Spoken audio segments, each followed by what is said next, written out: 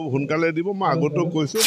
এই মুহূৰ্তত উচ্চতৰ মাধ্যমিকৰ চূড়ান্ত পৰীক্ষাৰ ৰিজাল্টক লৈ জনাব বিচাৰিছো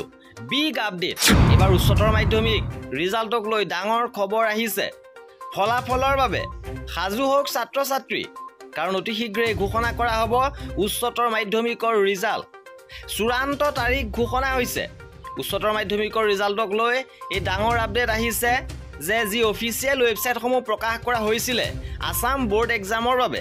ইয়াৰ jagoranjuj.com ফালৰ পৰা ইয়াত প্ৰকাশ কৰিছে যে 25 এপ্ৰিলৰ পৰা 30 এপ্ৰিলৰ ভিতৰত উচ্চতৰ মাধ্যমিকৰ ৰিজাল্ট ঘোষণা কৰা হ'ব আৰু jagoranjuj.com আসাম বোৰ্ড এক্সামৰ ৰিজাল্ট প্ৰকাশ কৰা হয় আৰু ইয়াত উল্লেখ কৰিছে যে 30 এপ্ৰিলৰ ভিতৰত উচ্চতৰ মাধ্যমিকৰ ফলাফল ঘোষণা কৰা হ'ব অৰ্থাৎ মাজত মাত্ৰ এটা দিন কেইটামান মুহূৰ্তৰ পিছতে আপোনালোকৰ ৰিজাল্ট ঘোষণা কৰা হ'ব ইতিমধ্যে শিক্ষামন্ত্ৰী ৰণোজ পেগুৱেও এই কথা জনাইছে যে অতি শীঘ্ৰে উচ্চতৰ মাধ্যমিকৰ ৰিজাল্ট দিয়া হ'ব শিক্ষামন্ত্ৰীয়ে জনাইছে যে মেৰ প্ৰথম সপ্তাহৰ ভিতৰত ফলাফল ঘোষণা কৰা হ'ব শিক্ষামন্ত্ৰীৰ ভাষ্য আপোনালোকক শুনাব বিচাৰিছো খুব সোনকালে দিব মই আগতেও কৈছো মে মাহৰ প্ৰথম সপ্তাহতে ৰিজাল্ট